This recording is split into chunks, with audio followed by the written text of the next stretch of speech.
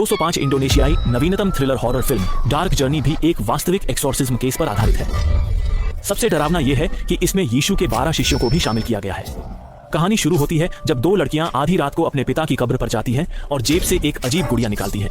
कुछ मंत्र पढ़ने के बाद गुड़िया अचानक 180 डिग्री घूमकर पीछे की ओर देखती है। तभी कब्र धक आ जाते हैं और डर के मारे वे गुड़िया को लेकर वहां से भाग जाते हैं। कार में लौटते समय उन्हें पीछे के शीशे में एक भूत दिखाई देता है। घर लौटने पर कैला को भूत की दीवार का सामना करना पड़ता है। वह अपनी सोती हुई माँ को कंबल ओढ़ाती है और जब वह अपने कमरे की ओर जाती है तो अचानक उसकी माँ का साया फिर से दिखाई देता है। अब तक उसे लगता है कि यह उसकी आंखों का धोखा है और वह बिना किसी चिंता के अपने कमरे में भाग जाती है। वह कब्र से लाई गई अजीब गुड़िया निकालती है और अगले दिन सुबह उसे दरवाजे के बाहर कूड़ेदान में फेंक देती है। जब वह स्कूल जाती है तो उसकी सहेली का चेहरा बहुत खराब दिखता है और उसकी गर्दन पर एक नीले निशान होता है। सहेली कहती है कि शायद वह ठीक से नहीं सोई, इसलिए उसने ध्यान नहीं दिया। लेकिन जब कैली स्कूल से घर लौटती है तो वह देखती है कि उसकी माँ अभी भी पड़ोसी के साथ है।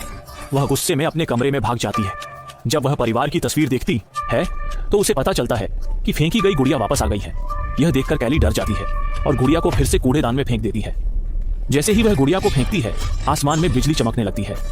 उसी रात भारी बारिश और बिजली के साथ वह भूत फिर से आता है।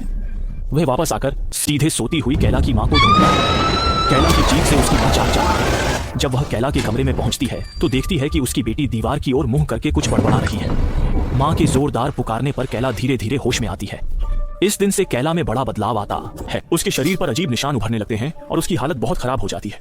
उसके कानों में बार बार आत्महत्या करने की आवाजें आती हैं। वह भूत हमेशा उसके साथ रहता है। जब वह स्कूल में देखती है तो पता चलता है कि उसकी सहेली गायब है। असल में उसकी सहेली को उसकी माँ ने सुबह फांसी पर लटका पाया था।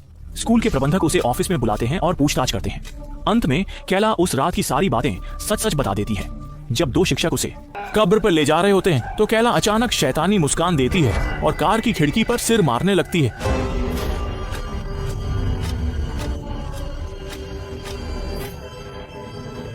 शिक्षक उसे स्कूल के मठ में ले जाते हैं। एक बूढ़ा व्यक्ति बताता है कि केवल एक पादरी ही मदद कर सकता है। वह इस समय बाहर एक लड़के का एक्सोर्सिज्म कर रहा है। वह मठ में एकमात्र पादरी है जो शैतान को हरा सकता है। जागने के बाद कैला अपने शरीर को नियंत्रित नहीं कर पाती है और कक्षा में पागल होकर खुद को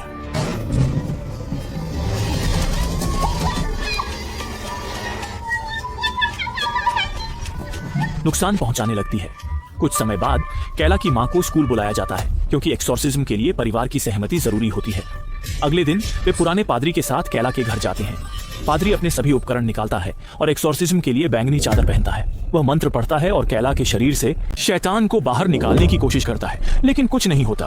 पादरी फिर से एक बोतल में तेल निकालता है और कैला के माथे पर क्रॉस बनाता है। अचानक कमरे की लाइटें झपकने लगती हैं।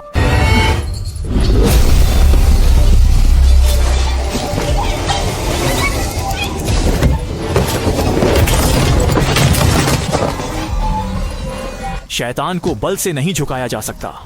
पादरी अपने बैग से पवित्र जल निकालता है और कैला पर छिड़कता है। इससे शैतान थोड़ी देर के लिए कमजोर हो जाता है।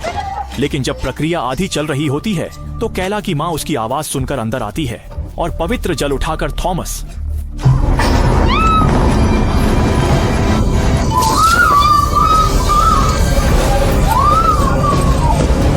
को देती है। तीनों मिलकर शैतान को बाहर निकाल देते हैं। अगले दिन कैला का प्रेमी, जो सब कुछ एक चाल मानता है, सोचता है कि कैला ने यह सब उसकी मां से उसे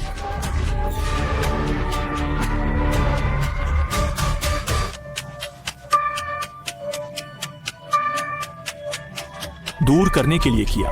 मां अपनी बेटी को चुनती है और प्रेमी को छोड़ देती है। वे कब्रिस्तान में कैला के पिता की कब्र पर जाते हैं। लौटने पर कैला की मां अपनी सगाई की अंगूठी उतार देती है, लेकिन शैतान अभी भी कैला के शरीर में है। वह पादरी को रोकता है, लेकिन जब पादरी पास आता है तो कैला गिर जाती है। पादरी उसे कार में वापस ले जाता है। जब वह उसे अस्पताल ले जाने की तैयारी करता है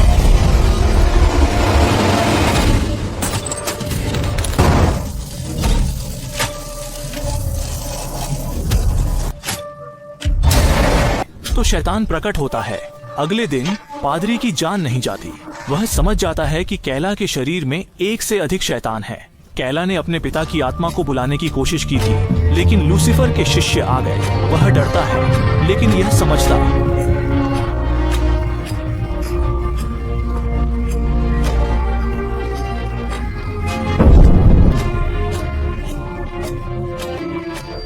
कैला के शरीर में सबसे खतरनाक शैतान है। वह अपनी माँ को यीशु की तरह लिविंग रूम में बांध देता है। जब माँ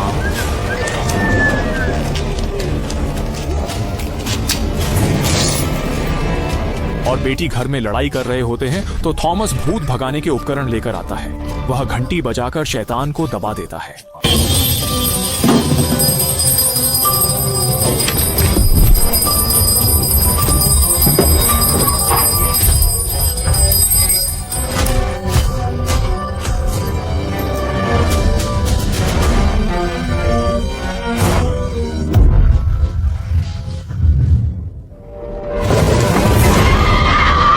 जब वे नीचे जाते हैं तो देखते हैं कि वहां कोई नहीं है। शैतान स्विमिंग पूल में कूद जाता है। आखिरी शैतान कैला के शरीर पर पूरी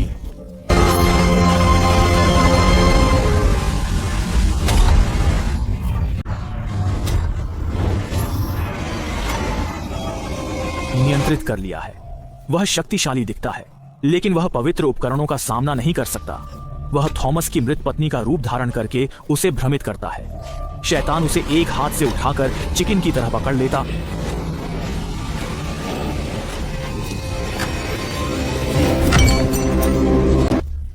अस्पताल में लेटे हुए पादरी को भी यह महसूस होता है। वह उठकर क्रॉस के सामने घुटने टेक कर प्रार्थना करता है। इससे थॉमस, जो कैला के घर में है, खड़ा हो जाता है और यीशु का क्रॉस लेकर शैतान के माथे पर